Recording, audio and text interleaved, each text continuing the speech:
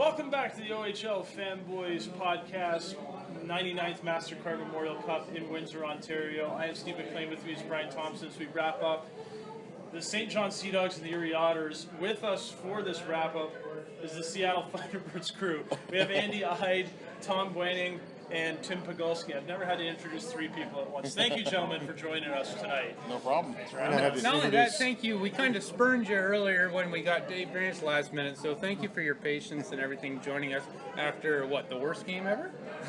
Well, depends on which side. You guys got to be enjoying it.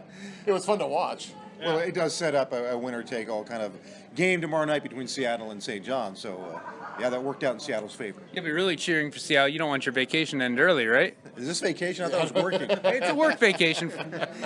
I got to go to Windsor for my vacation. My wife's going to be so upset. You and a lot of other people. Give us your thoughts on tonight's game, though. No one expected it to be this bad.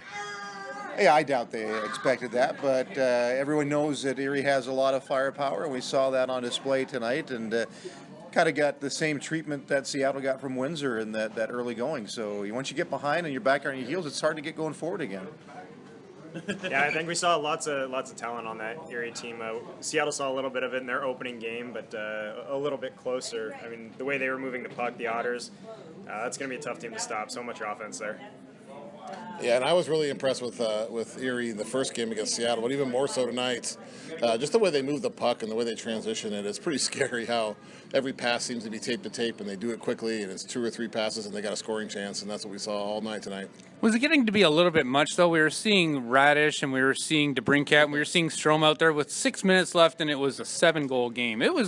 That's kind of a dick move. Well, in this age of social media, I'm sure during intermissions they're on their phones checking records to see what the records are, and if you can get a record in Memorial Cup, that's pretty good. So they got a record for most goals in a Memorial Cup game, and how many points did those guys get? Dylan Strome had both had 7 points. Radish had 7 points. That is new Memorial Cup records. And they probably saw Tim's tweet about it. That's probably Tim's tweet. They put him on the bench at that point too. Even after that record, we saw him with about 5 minutes left. I was a little surprised to see him continue taking shifts after that, but especially when it looked like keep tacking onto that record. Especially when it looked like St. John had started playing their third and fourth line a lot too. Like they were kind of throwing in the towel a little bit, and you have to wonder how that is. They of course need rest for tomorrow because by the end of that second period, it's 9-3.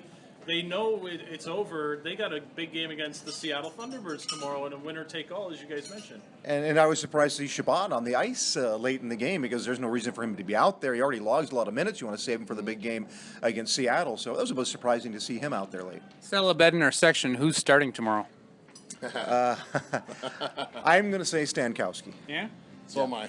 I think that's I'd be willing to bet on Stankowski as well, but obviously you keep everything under wraps, right, if you're the coach. Brian and I, after the game last night, with the angle that we have it's almost like watching two different games. So we went back, watched some of the highlights last night, and it was pretty clear it wasn't really goaltending. There could have been a couple on there, but the defense just was not good for Seattle. St. John actually kind of made it look good tonight, but Seattle, obviously, that defense is obviously going to need to tighten up if they're going to want to beat the Sea Dogs tomorrow. Yeah, turnovers was a really big problem against Windsor the other night, and it's uncharacteristic of the Seattle team. So, and you saw it against Erie too in the first game. They just turned the puck over, bad turnovers, and that pulling Stankowski in that game, I don't think was really a reflection on how Steve Konowalczyk felt he played. I think it was more about the guys in front of him trying to get a spark going. Talk about your broadcast vantage point. Of course, we kind of had to make catacombs up for everyone there. Is it harder calling the games when you're at more of a corner, or are you finding you're adjusting after 2 games? Those aren't original. They didn't come with the building yet. No, that's all new this year.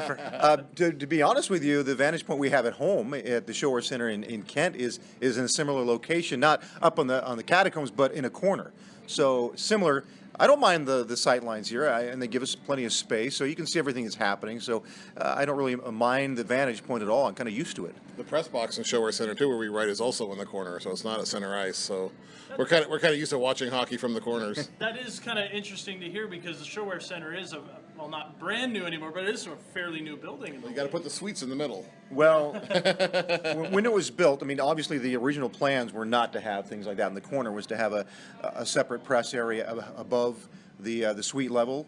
But when it was built, there was a downturn in the economy, and so they had to make some cuts to the original plans to fit their budget. And one of the first things to go was, unfortunately, the broadcast location at center ice.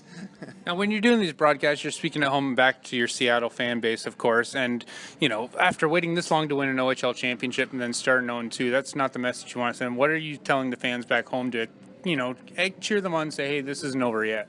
Exactly. It's not over yet. You're 0-2, but you know, you can win one game to get into the semifinal. You can win a second game to get into the final, and then it's anybody's game at that point. So, you know, the old adage, you just take them one at a time. That's what Seattle, and I'm sure the same for St. John, that same idea of you just now take it one at a time. And the first one is the biggest one, of course, coming up tomorrow. So let's talk about that game, Tim, tomorrow. The big game against the Sea Dogs, of course. They're going to go in with a lot of heavy hearts after the way they played tonight.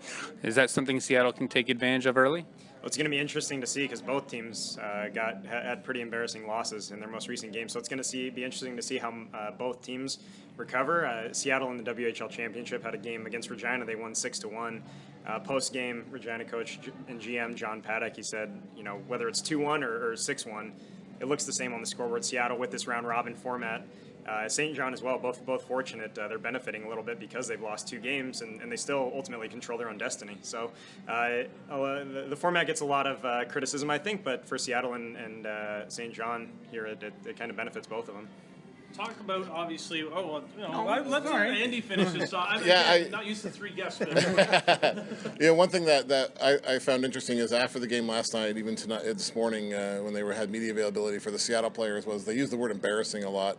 They were embarrassed by that score. They don't, you know, they know these games are on national TV. All their friends back home in BC and Saskatchewan and Alberta are watching, and they didn't like that. So you would hope that would kind of, you know, get them motivated to come out with a better effort here tomorrow night. What's it like back home? Is there viewing parties for the Thunderbirds fans to get together and watch these games? Yeah, I understand there are a number of them in the Kent and really in other locations too. Some in Seattle. I think there's one in Renton I saw. There's a couple up north I've heard about as well. I mean, Seattle, like Everett plays up north, so there's a good hockey community up there. Seattle plays south of the city, south of Seattle proper. You've got a couple hockey bars scattered throughout in the middle. So, I mean, from what I've seen, there's probably a good 5 to 6 viewing parties set up around the Seattle area. And some of those bars had to pay for the feed because, unfortunately, in the States, these games are being telecast on the NHL Network, and all but 1 or 2 of them have been tape delayed due to other things the NHL Network feels are more important. So, tell them to message us. We know a site. Yeah, a lot of these bars have been paying for the feed and showing them live for their viewing parties. I'm sure they'll make up for it with all their bar fees and everything like that. Lots of beer. Well, obviously, you know, it's been the first time the Seattle Thunderbirds have been to a Memorial Cup since '92, and that's when they hosted it back at the old Seattle Coliseum.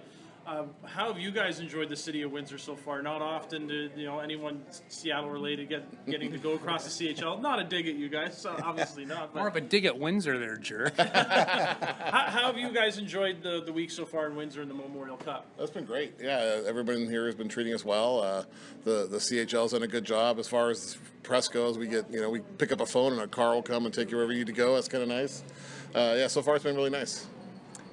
Yeah, I feel the same way. I think the CHL's done a pretty good job from a media perspective, helping us out, being there to kind of set up player interviews, getting us access to everything we need, keeping us informed of the schedule. I mean, and then the city of Windsor, too, very friendly all around. People are giving us solid recommendations, places to go. It's not too big, not too small, plenty to do so far. So. What have you been doing on your off days? Well, I'm coming to a lot of practices because there really aren't a lot of off days when you've got practice followed by games. It was you who sent the photo of the 3 blind mice referees. Yes, which practice rink was that? Where is that? Tecumseh? Is that? That was the Tecumseh rink? Okay, I thought so.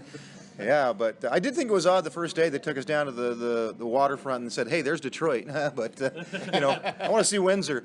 But I came through here once when I was young because I did live in Aurora, Ontario for 3 years, so I not knowing the area, but I do have a brother who still lives up north in Keswick, Ontario. Oh, that's nice, a little local flair.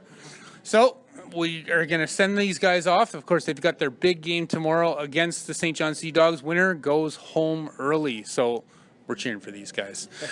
For Steve McLean, I'm Brian Thompson. I want to thank our guests here with the Seattle Thunderbirds, and we will see you tomorrow here on the OHL Fanboys podcast.